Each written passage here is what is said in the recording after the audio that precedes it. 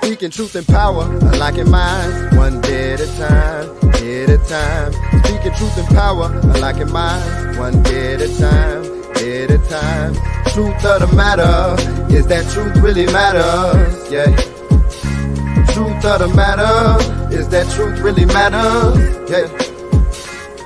In the beginning, I was back and forth like badminton, lacking wisdom, no direction for proper decisions. I heard my bro had a show, so I started to listen. Truth of the matter, ain't no comparing the competition. The kid feeling blessed, cause it's clear as Windex. After talking with Dex, I know just where to step. I know the pack gon' be narrow, but my eyes on the sparrow. And the truth of the matter is that truth really matters. Truth of the matter, that truth really matters. Hey, truth of the matter. Hey, what's going on, everybody? Hey, I want to say first and foremost, thank you to my brother Dominique Sherman, aka King Dom, for creating the show's theme. Well, hey, listen, guys, this is Truth of the Matter. I want to say thank you for joining me on the very first episode. On this particular show, we are once again speaking truth in power, unlocking minds, and offering hope in difficult times. I am Dexter Peggins Jr. And once again, as I said, this is the very first show. And so I want to say thank you for joining me. I really believe that we are going to be embarking on a very powerful season, and I'm looking forward to it. Just a few housekeeping notes before we get into it. While some of you may be viewing me on social media, the actual audio portion of this show will be later submitted to become a podcast, submitted as a podcast. And so while I greatly appreciate everybody coming in and saying hello, I may not be able to give you a shout out as you come in, mainly because it sounds a little weird when you're listening to radio. And because you can't see the interaction, it just sounds a little strange when the speaker is stopping mid-thought and acknowledging everybody. But I definitely want to encourage you to leave a comment, and I will definitely follow back up with you as the show comes to its conclusion. The second point that I want to bring up, second housekeeping note, is feel free to ask any question. And what I mean by that is that if the question is relevant to whatever the topic of the show is, I will definitely do my part to try to insert that question into the show. And so I definitely want to give the audience members a voice concerning what it is that we're talking about on any given subject. I would be amiss if I don't first acknowledge somebody very important, and that person is a good friend of mine. Several years ago, me and my family, we moved back here to Augusta, Georgia from our home in Kentucky. We were living in Kentucky at the time, and I may have been back in Augusta for about 2 years or so. And at the time, I had been doing something called Word of Wisdom Wednesdays. And so every day and every Wednesday, I would get on and give a motivational message of sorts. And so, long story short, a particular childhood friend of mine had reached out to me and said, "Man, I've been following what you've been doing. I'm proud of you, man, and I want to get up with you. I need to talk to you." And so we linked up together. We were having a conversation, and he said, "Hey, man, I want to propose that we do a show together. I'm going to be your DJ, and you just going to keep doing what it is you do." And at the time, I didn't have the vision for it. And I said, "Wait, man, I don't even know what I would call this show." And he had been writing notes the whole time we were talking, and he turned the paper around and it said "Truth of the Matter." I said, "Well, where'd you get that from?" And he said, "Well, man, you say truth of the matter a lot, so I figured that'll probably be a good title for the show." And so, long story short, I told him, "Man, I think about it. I'll get up with you." And we didn't do it. I went on to co-found the show Women Open Up with a good brother, a good friend of mine, Dominique Bond, and ran into that same friend a number of times. And every time I saw him, I said, "Hey, man, I haven't forgotten about what we talked about, and I got you." So December of 2019, I happened to run into that friend again at his job, and we looked at each other and we kind of smiled. And I said, "Man, I haven't forgotten the conversation. I got you." And I said all that to say this is that friend, his name was Derek Hawkins, and he passed in January of this year. And so, Derek, I dedicate this season to you, my friend. I got you covered, bro. So listen, this is the first show of Truth of the Matter, and I want to bring before you a thought. And here's the thing: if you don't know, I actually have a coaching and consulting business, meaning literally people will pay me to kind of help them with their ideas concerning things that they might be working on. And so I'm going to approach this show almost like a conversation, meaning that there's some things that I've been seeing, some things that I think there needs to be some light shine on it, and want to maybe help you to kind of think about some things. And so you can kind of say I'm your coach, but I'm more like the title of friend or brother right now. So that's my bro. Well, I'm just giving you some advice concerning some things that I've been seeing. So first thing first, if we are friends on social media on Facebook, one of the things that I posted a couple weeks ago. I posted that we would do good in learning what the word destabilization means. Because today we're going to be talking about distractions and dilemmas. Distraction and dilemmas. And so I put on there, we would do good if we learn what the meaning of the word destabilization is. And so a few people chimed in, and I like the direction of one of the people who made a comment. But ultimately, what we see right now is we see what can be likened to destabilization. I was in the military for a number of years, and I had the opportunity to get deployed on a number of combat deployments. Uh, it happened to be that I was deployed to Iraq on two occasions during Operation Iraqi Freedom. I was there for one and three. And I tell the story quite often. When we first came into the country, there was literally thousands of people lined lined up alongside of the street, and those thousands of people were like, "Hey, USA, we love you, we love you." They're throwing up the peace sign and all of this. But a year later, leaving Iraq, those same streets were lined up with people, not as many, but the reception it was not as good as it was when we came in the country. And what it was is that we had disrupted their way of life.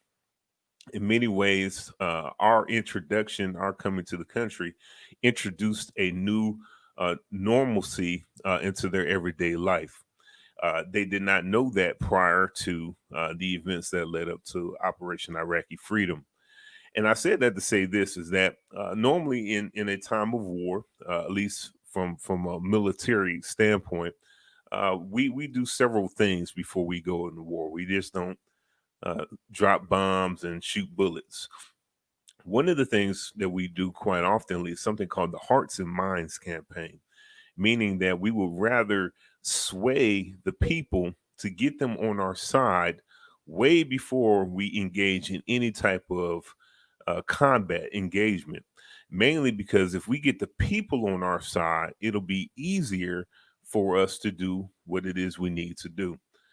And I say all that to say this is that if we're not careful, what we've been seeing right now is we've been seeing, in essence, a destabilization campaign. I don't know the who, I don't know the where. I don't want to get too far in the weeds because this show is not a conspiracy theory show. But I will say that the underlining thing that I've been noticing is that a lot of people are unstable in their thought processes right now. Literally, we have people who are operating in a place of confusion. And the danger about being in a destabilized condition means you don't know who to trust. And so I've seen over the past couple of weeks, and I'm sure that you all can attest to this as well. The young doctor who came on and said, "Hey, we had a cure for the COVID and all of this stuff." And literally that day, she was hailed as a hero, but within a couple of hours, everybody was calling her crazy. And so, and it was literally the same people who once held her a hero in that same day's time span that were calling her crazy later on in the day. And I said all to say this is that if we're not careful, we're going to find ourselves all over the place, not knowing what to believe and who to believe. And the danger of that is that in a place of confusion, it is very dangerous to make decisions. It's very dangerous to make decisions in an unstable mindset and a mind frame. Biblically speaking, the word says that a double minded man is unstable in all of his ways. And so, what does that mean? It means that uh, I have a competing opinion, and this doesn't mean that you don't have the ability to change your mind, but what it does mean is that eventually you have to get singular in your focus, because if not, you are literally going to be all over the place. Distractions lead to confusion, and like I said, one of the worst things is to make decisions from a place of confusion. And so I said all that to say this: if you think about this year, when we came into this year, a lot of people were excited. A lot of people were making these plans for greatness. And here we are. We're 8 months into this 2020 year, and let's be honest, this year has been off the chain. I'm sure that you can think of a number of other adjectives and quite possibly expletives to describe this year.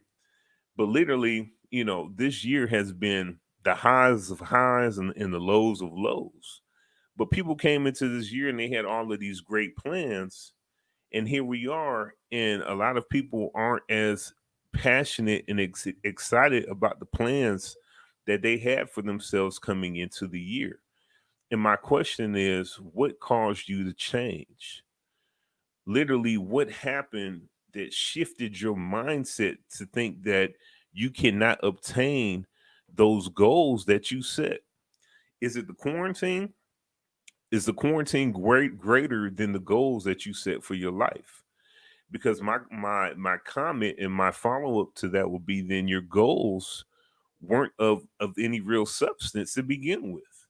If you've allowed a condition to change your thought process concerning your goals, to change the validity of what you desire for your life, if that is changed based upon a social condition or social climate, then it's important that you reassess your goals, because the reality is life is always throwing us curveballs. Whether it be the coronavirus, whether it be the unfortunate passing of a loved one, whether it be the loss of a job, life is full of unexpected moments. But the reality is that we have to be prepared to make those transitions, to make those shifts, if we want to realize the goals that we have set for ourselves. And so, one of the greatest things I believe that 2020, and yes, I did say greatest, one of the greatest things that 2020, I believe, has afforded us is the opportunity to see things more clearly. And what do I mean by that? Well, if you didn't get caught up in the distractions, I believe 2020 is really forcing us to see the strength in the validity of our systems. A lot of things that we've been putting our confidence in, a lot of things that we've been putting our trust in, they have not measured up to the weight of what 2020 has thrown at it. And this is not always a bad thing. The reality is that a lot of us have trusted in jobs that we probably should have left years ago, but because we've grown accustomed to the frequency and the regularity of that check, we overlook the fact that we haven't liked the job since we went through the onboarding process. We just keep going. But with a lot of jobs closing, now we're starting to see that, this job wasn't really all that it was cracked up to be. And I know for the longest time that I should have been doing something else. Another thing that this 2020 year has, I hope that is done for you all, is calling you to reassess the strength of your relationships. I know that a lot of people were on the outskirts with loved ones. They have fallen out with a lot of people, and I believe that the scares associated with this pandemic, and not just the scares, but the very real sense that people can pass and people have been passing away from this, has been causing people to reconsider if those grudges that they've been holding on to, if they've been worth it. And so I've been seeing a lot of reconciliation in relationships, which I believe is a great thing. But here's another thing, and here's something that really speaks to current situation that I'm in. As a nonprofit director, I started a nonprofit this year working with at-risk youth and juvenile offenders, and we had it all mapped out. Me and my team, we meet weekly. We're having these discussions. We were excited about this school year, and guess what? The county that we were going to service has shifted their plans. They say, "Hey, well, look, we're not even sure we're going to have physical school, let alone if it's starting on time." So we have now had to assess the strength of our model, and the reality is, literally overnight, our model became outdated. And so as the leader of the organization, as the senior leader of that organization, I've had to say, hey guys, we got to shift gears. We were not COVID-19, uh, you know, we were not insulated from COVID-19. We were not quarantine proof.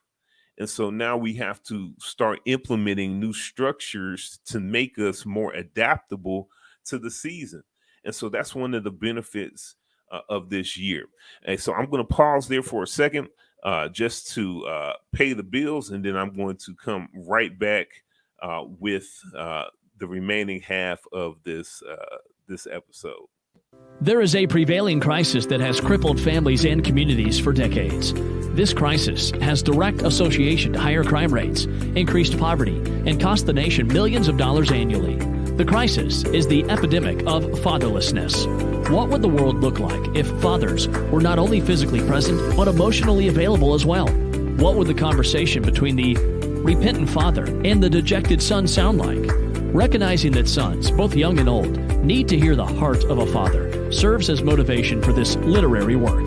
This book is for those who need wisdom and guidance, never had those necessary moments with their father, or wish they had more moments with their father. Through the affirmation of a father's love, this book will traverse the difficult path from disappointment to hope, and from alienation to reconciliation.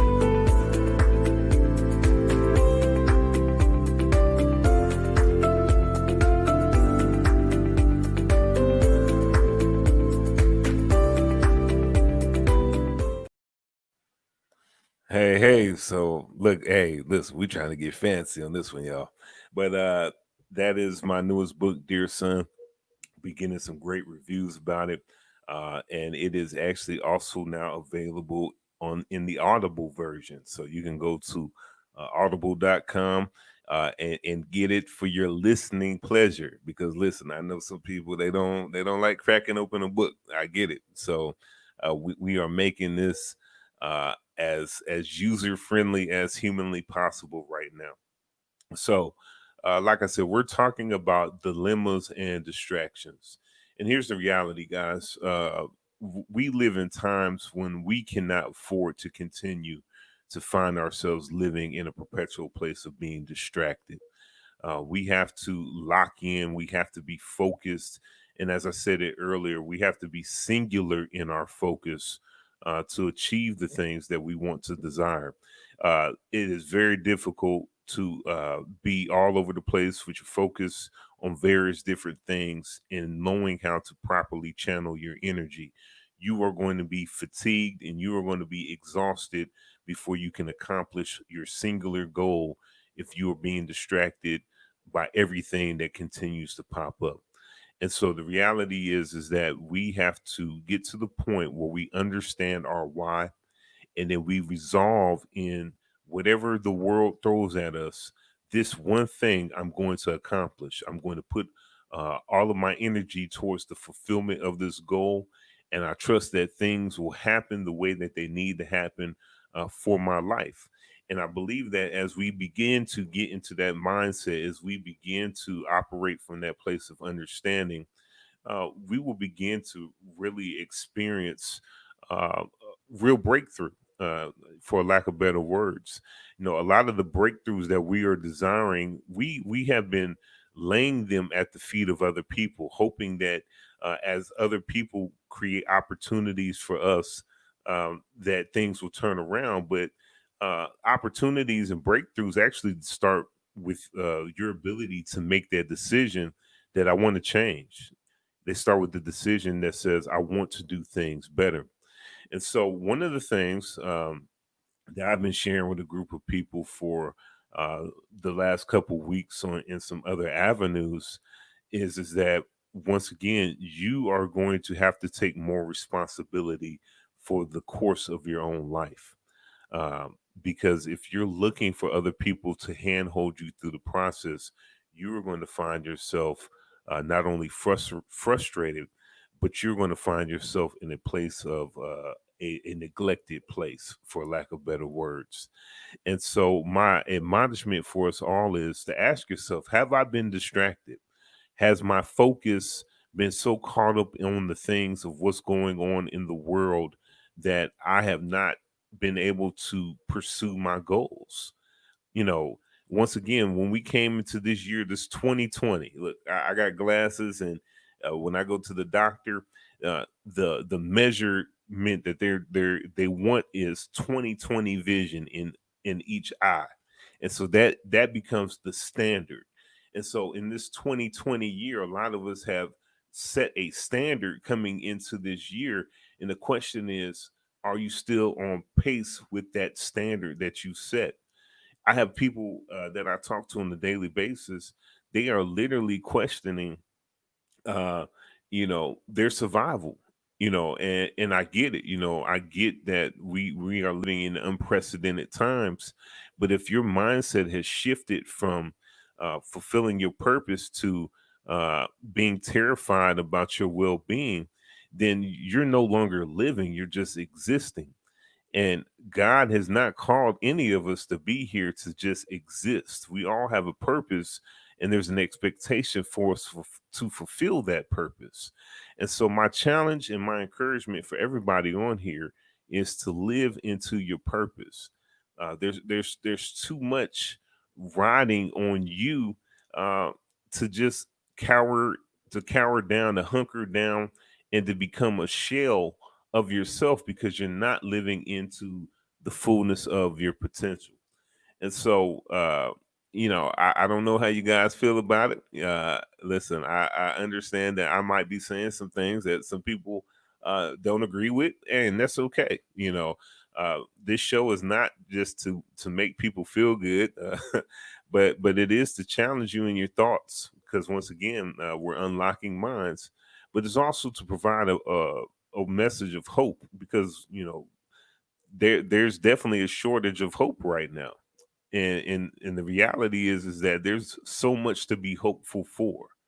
There's so much for us to still realize in this life that there's no need to go through life living apprehensive, to being timid, to just being afraid, and all of these other things that are going on. So here's the thing, and I'll speak something as it relates to my folks who are of the faith background. As I've been saying about the distractions uh, with the faith community, I'll say this: what you see going on right now, it may very well be God is He's highlighting that we've been putting other things above Him. And like I said earlier, some of our systems have become the predominant focus in our life, so much so that we have lost sight of God. I know a lot of people who found themselves in this boat where they couldn't afford to let anything down or anybody else down, but they forgot that God had postured them and positioned them in these places, and he now became of none effect in their lives. And so what happens is that God will allow things to take place for us to redirect our focus and to get it back on him.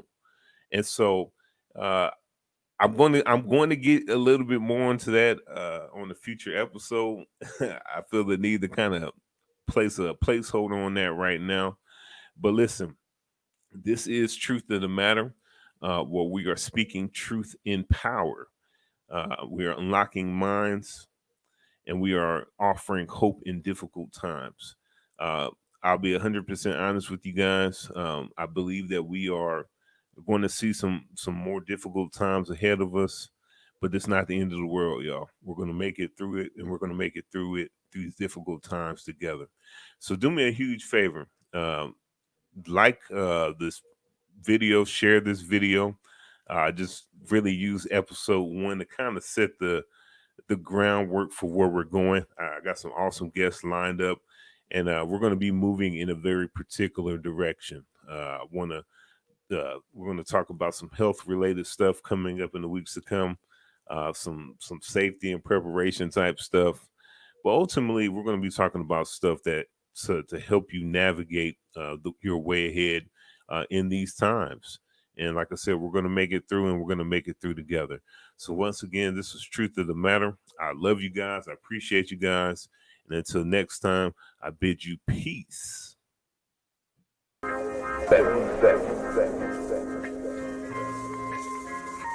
Speaking truth and power, unlocking minds, one day at a time, day at a time.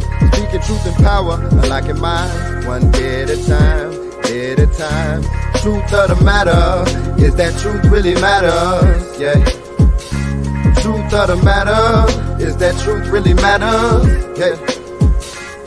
In the beginning, I was back and forth like badminton, lacking wisdom, no direction for proper decisions. I heard my bro had a show, so I started to listen. Truth of the matter, ain't no comparing the competition. The kid feeling blessed, cause it's clear as Windex. After talking with Dex, I know just where to step. I know the pack gon' be narrow, but my eyes on the sparrow. And the truth of the matter is that truth really matters. Truth of the matter, that truth really matters. Hey, truth of the matter.